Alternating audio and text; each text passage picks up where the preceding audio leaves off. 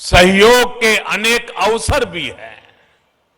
साथियों, हमारे देश में डिफेंस एक्सपो पहले भी होते रहे हैं, लेकिन इस बार का डिफेंस एक्सपो अभूतपूर्व है। एक नई शुरुआत का प्रतीक है। ये देश का ऐसा पहला डिफेंस एक्सपो है जिसमें केवल भारतीय कंपनियां ही भाग ले रही हैं। केवल मेड इन इंडिया रक्षा उपकरण ही है। पहली बार किसी डिफेंस एक्सपो में भारत की मिट्टी से, भारत के लोगों के पसीने से बनी अनेक विध उत्पाद, हमारे ही देश की कंपनियां, हमारे वैज्ञानिक, हमारे युवाओं का सामर्थ्य आज हम लौह पुरुष सरदार पटेल की इस धरती से दुनिया के सामने हमारे सामर्थ्य का परिचय दे रहे हैं। इसमें 1300 से ज्यादा एग्जीबिटर्स हैं, जिसमें भारतीय उद्योग है, भारत के उद्योगों से जुड़े हुए कुछ ज्वाइंट वेंचर्स हैं, एमएसएमईज और 100 से ज्यादा स्टार्टअप्स हैं। एक तरह से आप सब यहां और देशवासी और दुनिया के लोग भी क्षमता और संभावना दोनों की झलक एक साथ देख रहे हैं। इन्हीं संभावनाओं को साकार करने के लिए पहली बार 450 से ज्यादा एमओयूज और एग्रीमेंट साइन किए जा रहे हैं। साथियों, ये आयोजन हम काफी समय पहले करना चाहते थे। गुजरात के लोगों तो भली भांति पता भी है, कुछ परिस्थितियों के कारण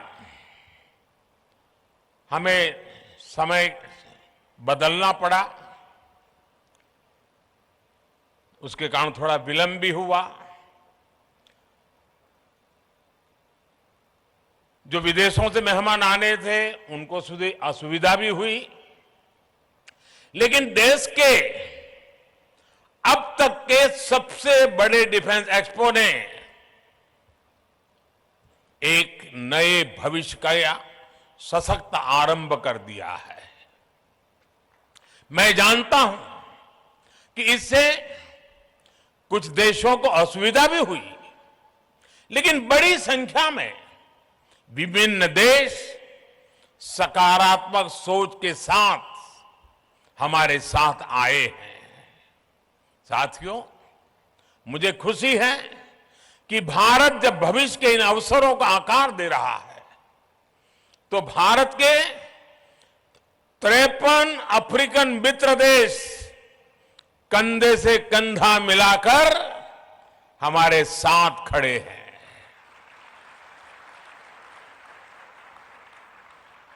इस अवसर पर दूसरा इंडिया अफ्रीका डिफेंस डायलॉग भी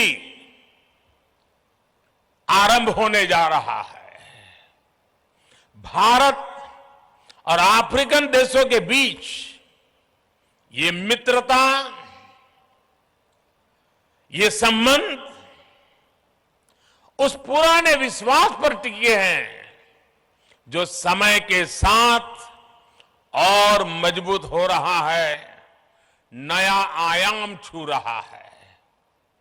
मैं अफ्रीका से आए अपने साथियों को बताना चाहता हूं कि आज आप गुजरात की जिस धरती पर आए हैं, उसका अफ्रीका के साथ बहुत पुराना और आत्मीय संबंध रहा है।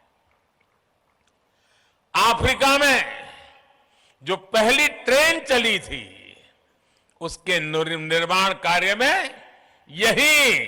इसी गुजरात की कच्छ से लोग अफ्रीका गए थे और उन्होंने मुश्किल अवस्था में हमारे कामगारों ने जी जान से काम करके अफ्रीका में आधुनिक रेल, उसकी नींव रखने में बहुत बड़ी भूमिका निभाई थी।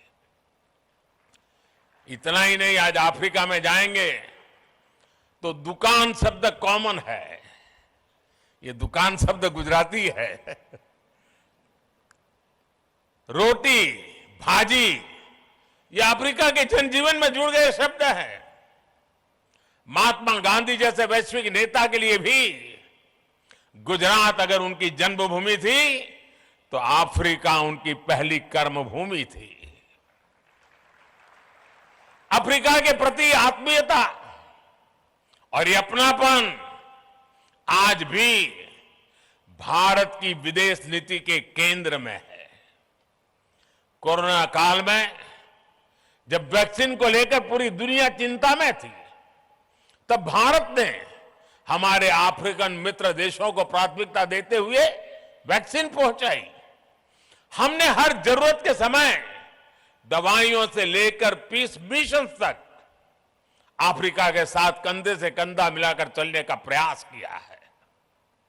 अब रक्षा क्षेत्र में हमारे बीच का सहयोग और समन्वय इन संबंधों को नई ऊंचाई देंगे। साथियों, इस आयोजन का एक महत्वपूर्ण आयाम इंडियन ओशन रीजन प्लस की डिफेंस मिनिस्टर्स कॉन्क्लेव भी है। इसमें हमारे 46 मित्र देश हिस्सा ले रहे हैं।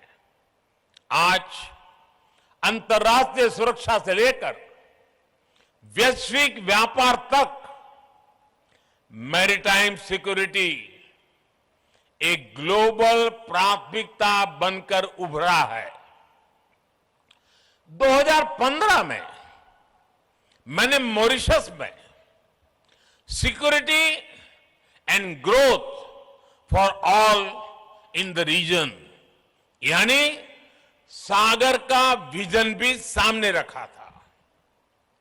जैसा कि मैंने सिंगापुर में सांग्रीला डायलॉग में कहा था, इंडो पैसिफिक रीजन में अफ्रीकी तटों से लेकर अमेरिका का तक भारत का एंगेजमेंट इंक्लूसिव है।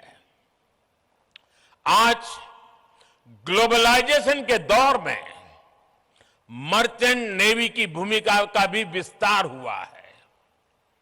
दुनिया की भारत से अपेक्षाएं बढ़ी हैं और मैं विश्व को विश्वास दिलाना चाहता हूं, आपकी अपेक्षाओं को पूरा करने के लिए भारत हर कोशिश प्रयास करता रहेगा। हम कभी पीछे नहीं हटेंगे। इसलिए ये डिफेंस एक्सपो भारत के प्रति वैश्विक विश्वास का प्रतीक भी है। इतने सारे देशों की उपस्थिति के जरिए विश्व का बहुत बड़ा सामर्थ्य गुजरात की धरती पर जुट रहा है। मैं इस आयोजन में भारत के सभी मित्र राष्ट्रों और उनके प्रतिनिधियों का हृदय से स्वागत करता हूं। मैं इस भव्य आयोजन के लिए गुजरात के लोगों और विशेष रूप से मुख्यमंत्री भूपेंद्र भाई पटेल, उनकी पूरी टीम का अभिनंदन करता हूं। देश और दुनिया में विकास को लेकर औद्योगिक सामर्थ्य, उसे लेकर के गुजरात की जो पहचान है, आज इस डिफेंस एक्सपो से गुजरात की पहचान को चार चांद लग रहे हैं, एक नई ऊंचाई मिल रही है।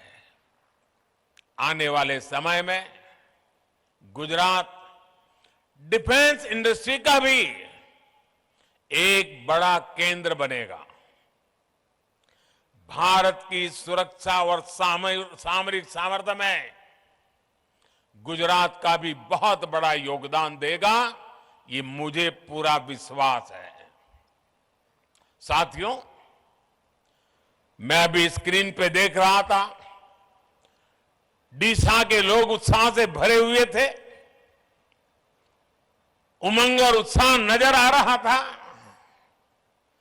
डीसा एयरफील्ड का निर्माण भी देश की सुरक्षा और उस क्षेत्र के विकास के लिए एक महत्वपूर्ण उपलब्धि है। डीसा अंतर्राष्ट्रीय सीमा से केवल 130 किलोमीटर दूर है। अगर हमारे फोर्सेस, विशेषकर हमारी वायुसेना डीसा में होगी तो हम पश्चिमी सीमा पर किसी भी दुस्साहस का और बेहतर ढंग से जवाब दे पाएंगे। डीसाना भाइयों बहनों, તમને હું ગાંધીનગરથી અનેક અભિનંદન પાઠવું છું। હવે તો ડીસા વાસણનો બનાસકાંઠા પાટણ જિલ્લાનો સિતારો ચમકી રહ્યો છે। इस एयरफील्ड के लिए गुजरात की ओर से साल 2000 में ही डीसा के ये जमीन दी गई थी। जब यहां मैं मुख्यमंत्री था तो मैं लगातार इसके निर्माण कार्य के लिए प्रयास करता था। तत्कालीन केंद्र सरकार को, उस समय जो सरकार थी, उनको बार बार मैं समझा रहा था इसका महत्व क्या है। इतनी सारी जमीन दे दी, लेकिन 14 साल तक कुछ नहीं हुआ और फाइलें भी ऐसी बना दी गई थी, ऐसे सवालिया निशान डाले गए थे कि मुझे वहां पहुंचने के बाद भी सही तरीके से सही चीजों को प्रस्थापित करने में भी टाइम गया। सरकार आने के बाद हमने डीसा में ऑपरेशनल बेस बनाने का फैसला लिया और हमारी सेनाओं की अपेक्षा आज पूरी हो रही है। मेरे डिफेंस के साथी, जो भी चीफ ऑफ डिफेंस साहब बने, हर किसी ने मुझे हमेशा इस बात की याद दिलाई थी और आज चौधरी जी के नेतृत्व में ये बात सिद्ध हो रही है। जितना अभिनंदन डीसा को है, उतना ही अभिनंदन मेरे एयरफोर्स के साथियों को भी है। ये क्षेत्र अब देश की सुरक्षा का एक प्रभावी केंद्र बनेगा। जैसे बनासकांठा और पाटन, उसने अपनी एक पहचान बनाई थी और वो पहचान थी बनासकांठा पाटन गुजरात में सौर शक्ति, सोलर एनर्जी का केंद्र बनकर उभरा है। वही बनासकांठा और पाटन अब देश के लिए वायु शक्ति का भी केंद्र बनेगा। साथियों, किसी भी सशक्त राष्ट्र के लिए भविष्य में सुरक्षा के मायने क्या होंगे, स्पेस टेक्नोलॉजी इसका एक बहुत बड़ा उदाहरण है। मुझे बताया गया है कि तीनों सेनाओं द्वारा इस क्षेत्र में विभिन्न चुनौतियों की समीक्षा की गई है, पहचान की गई है। हमें इनके समाधान के लिए तेजी से काम करना होगा। मिशन डिफेंस स्पेस देश के प्राइवेट सेक्टर को भी अपने सामर्थ्य दिखाने का अवसर देगा। स्पेस में भविष्य की संभावनाओं को देखते हुए भारत को अपनी इस तैयारी को और बढ़ाना होगा। हमारी डिफेंस फोर्सेस को नए इनोवेटिव सॉल्यूशंस खोजने होंगे। स्पेस में भारत की शक्ति सीमित न रहे और इसका लाभ भी केवल भारत के लोगों तक ही सीमित न हो, ये हमारा मिशन भी है, हमारा विजन भी है। स्पेस टेक्नोलॉजी भारत की उदार सोच वाली स्पेस डिप्लोमेसी की नई परिभाषा को गढ़ रही है, नई संभावनाओं को जन्म दे रही है। इसका लाभ कई अफ्रीकन देशों को, कई अन्य छोटे देशों को हो रहा है। ऐसे 60 से ज्यादा विकासशील देश हैं जिनके साथ भारत अपनी स्पेस साइंस को साझा कर रहा है। साउथ एशिया सैटेलाइट इसका एक प्रभावी उदाहरण है। अगले साल तक आसियान के 10 देशों को भी भारत के सैटेलाइट डेटा तक रियल टाइम एक्सेस मिलेगा। यहां तक कि यूरोप और अमेरिका जैसे विकसित देश भी हमारे सैटेलाइट डेटा का उपयोग कर रहे हैं। इस सब के साथ ही ये एक ऐसा क्षेत्र है जिसमें समुद्री व्यापार से जुड़ी अपार संभावनाएं हैं। इसके जरिए हमारे मछुआरों के लिए बेहतर आय और बेहतर सुरक्षा के लिए रियल टाइम सूचनाएं मिल रही हैं। हम जानते हैं कि स्पेस से जुड़ी इन संभावनाओं को अनंत आकाश जैसे सपने देखने वाले मेरे देश के युवा साकार करेंगे, समय सीमा में साकार करेंगे और अधिक गुणवत्ता के साथ साकार करेंगे। भविष्य को गढ़ने वाले युवा स्पेस टेक्नोलॉजी को नई ऊंचाई तक ले जाएंगे। इसलिए ये विषय डिफेंस एक्सपो की एक महत्वपूर्ण प्राथमिकता है। गुजरात की इस धरती से डॉक्टर विक्रम साराभाई जैसे वैज्ञानिक की प्रेरणा और गौरव भी जुड़ा हुआ है। वो प्रेरणा हमारे संकल्पों को नई ऊर्जा देगी।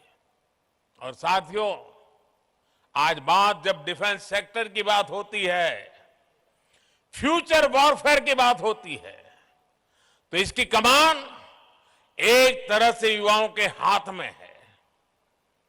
इसमें भारत के युवाओं को उनके इनोवेशन और रिसर्च की भूमिका बहुत बड़ी है। इसलिए ये डिफेंस एक्सपो भारत के युवाओं के लिए उनके फ्यूचर की विंडो की तरह है। साथियों, रक्षा क्षेत्र में भारत इंटेंट, इनोवेशन और इंप्लीमेंटेशन के मंत्र पर आगे बढ़ रहा है। आज से 8 साल पहले तक भारत की पहचान दुनिया के सबसे बड़े डिफेंस इंपोर्टर के रूप में होती थी। हम दुनिया भर से माल खरीदते थे, लाते थे, पैसे देते रहते थे।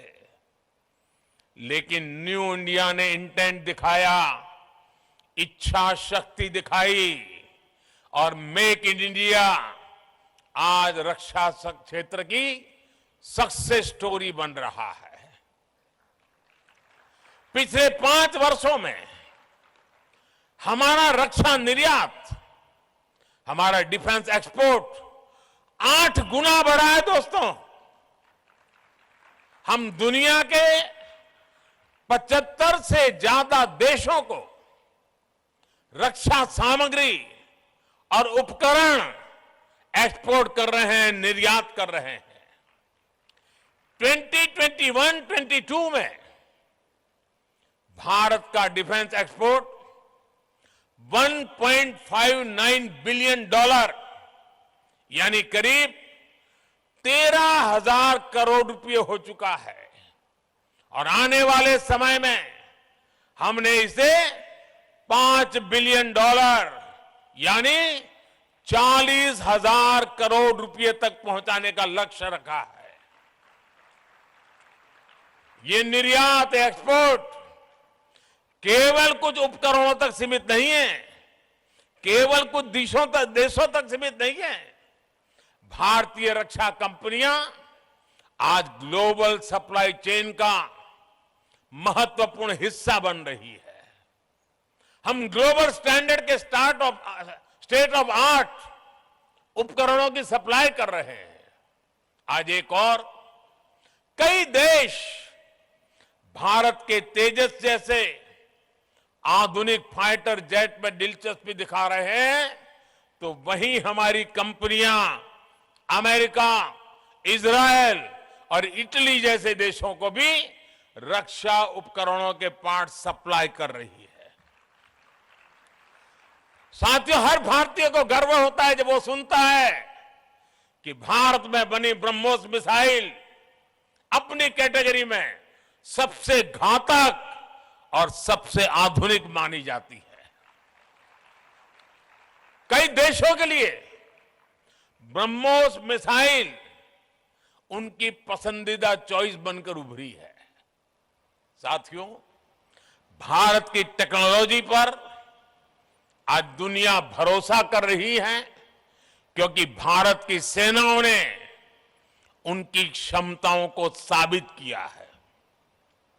भारत की नौसेना ने आईएनएस विक्रांत जैसे अत्याधुनिक एयरक्राफ्ट कैरियर को अपने बेड़े में शामिल किया है। ये इंजीनियरिंग का विशाल और Virat masterpiece Cochin shipyard limited के स्वदेशी तकनीक से बनाया गया है। भारतीय वायुसेना ने मेक इन इंडिया के तहत बनाए गए प्रचंड लाइट कॉम्बैट हेलीकॉप्टर्स को शामिल किया है। इसी तरह हमारी थल सेना भी आज स्वदेशी तोपों से लेकर कॉम्बैट गन्स तक भारतीय कंपनियों से खरीद रही है। यहां गुजरात के हजीरा में बन रही मॉडर्न आर्टिलरी आज देश की सीमा की सुरक्षा बढ़ा रही है। साथियों, देश को इस मुकाम तक लाने के लिए हमारी नीतियां, हमारे रिफॉर्म्स और ईज ऑफ डूइंग बिजनेस में बेहतरी की भी बड़ी भूमिका है। भारत ने अपने रक्षा खरीद बजट का 68% भारतीय कंपनियों के लिए निर्धारित किया, ईयरमार्क किया है। यानी जो टोटल बजट है उसमें से 68% भारत में बनी, भारत के लोगों के द्वारा बनी हुई चीजों को खरीदने के लिए हमने ईयरमार्क कर दिया है। ये बहुत बड़ा निर्णय है, और ये निर्णय इसलिए हुआ है कि भारत की सेना को जो प्रगतिशील नेतृत्व मिला है, उस सेना में बैठे हुए लोगों के हौसले के कारण ये निर्णय हो पा रहा है। ये राजनीति इच्छा शक्ति से होने वाले निर्णय नहीं है, ये निर्णय सैन्य की इच्छा शक्ति से होता है। और आज मुझे गर्व है कि मेरे पास ऐसे जवान हैं, मेरे सेना के ऐसे अफसर हैं कि ऐसे महत्वपूर्ण निर्णयों को वो आगे बढ़ा रहे हैं।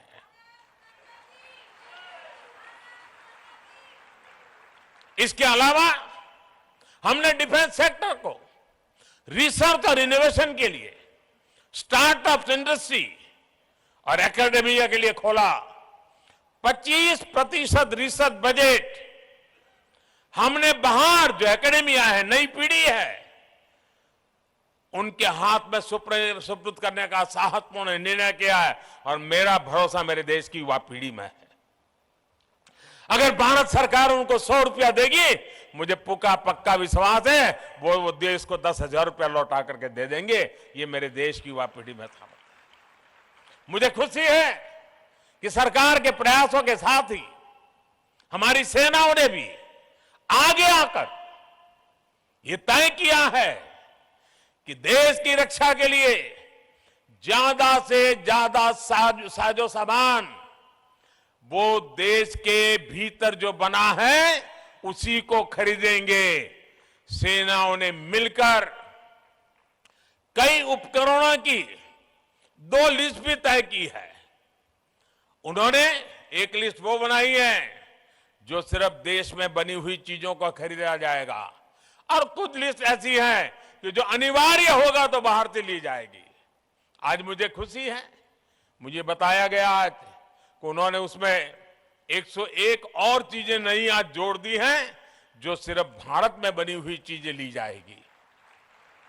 ये निर्णय आत्मनिर्भर भारत के सामर्थ्य को भी दिखाते हैं और देश के जवानों का अपने देश के सैन्य साजो सामान को लेकर बढ़ रहे भरोसा का प्रतीक भी है। इस लिस्ट के बाद रक्षा क्षेत्र के ऐसे 411 साजो सामान और उपकरण होंगे जिन्हें भारत केवल मेक इन इंडिया के तहत खरीदेगा।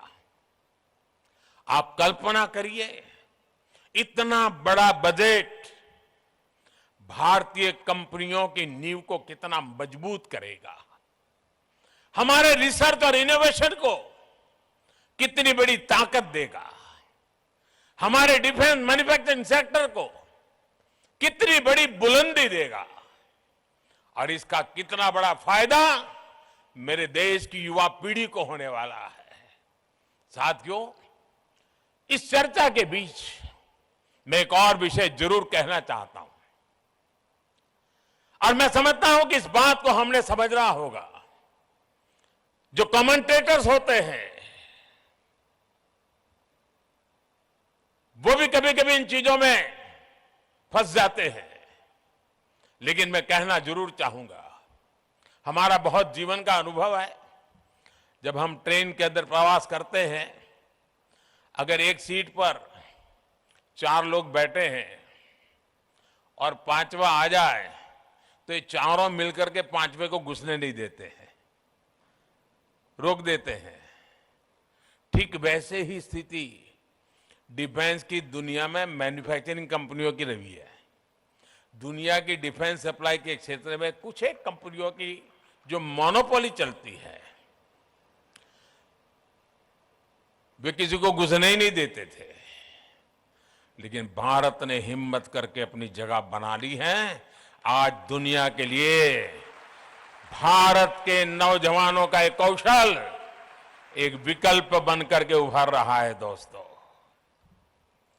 भारत के नौजवानों का डिफेंस के सेक्टर में ये जो सामर्थ्य उभर करके आ रहा है वो दुनिया का भला करने वाला है, दुनिया के लिए नए अवसर देने वाला है, ऑल्टरनेट के लिए नए अवसर पैदा करने वाला है।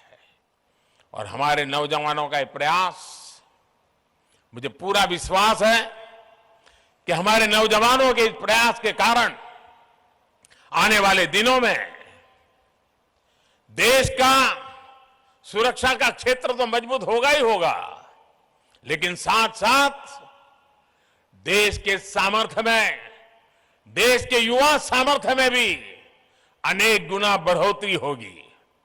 आज के इस डिफेंस एक्सपो में जो चीजें हम दिखा रहे हैं उसमें मैं ग्लोबल गुड का भी संकेत देख रहा हूं। इसका बड़ा लाभ दुनिया के छोटे देशों को होगा जो संसाधनों की कमी के कारण अपनी सुरक्षा में पीछे छूट जाते हैं। साथियों, भारत डिफेंस सेक्टर को अवसरों के अनंत आकाश के रूप में देखता है, सकारात्मक संभावनाओं के रूप में देखता है। आज हमारे यहां यूपी और तमिलनाडु में 2 डिफेंस कॉरिडोर तेज गति से विकास की दिशा में आगे बढ़ रहे हैं। दुनिया की बड़ी बड़ी कंपनियां भारत में इन्वेस्ट करने के लिए आ रही है। इस इन्वेस्टमेंट के पीछे सप्लाई चेन का एक बड़ा नेटवर्क विकसित हो रहा है। इन बड़ी कंपनियों को हमारी एमएसएमईज, हमारे लघु उद्योग की भी ताकत जुड़ जाती है, हमारे लघु उद्योगों को भी इसके कारण ताकत मिल जाती है और सहयोग करेगी। और मुझे विश्वास है हमारे इन छोटे छोटे उद्योगों के हाथ में भी पूंजी पहुंचने वाली है। इस क्षेत्र में लाखों करोड़ के निवेश से युवाओं के लिए उन क्षेत्रों में रोजगार के बड़े अवसर पैदा होने वाले हैं और एक नए विकास की ऊंचाई को प्राप्त करने की संभावना हो जाती है। मैं गुजरात डिफेंस एक्सपो में मौजूद सभी कंपनियों से भी आह्वान करना चाहता हूं, आप इन अवसरों को भविष्य के भारत को केंद्र में रख करके आकार दीजिए। आप मौका जाने मत दीजिए, आप इनोवेट करिए, दुनिया में बेस बनाने का संकल्प लीजिए। और सशक्त विकसित भारत के सपने को आकार दीजिए। और मैं नौजवानों को, रिसर्चर्स को, इनोवेटर्स को विश्वास देता हूं, मैं आपके साथ हूं। आपके उज्जवल भविष्य के लिए मैं मेरी आज आपके लिए खपाने के लिए तैयार हूं। साथियों, देश बहुत तेजी से बदल रहा है, आप भी अनुभव करते होंगे। यही देश कोई जमाना था जब कबूतर छोड़ा करता था, आज चीता छोड़ने की ताकत रखता है।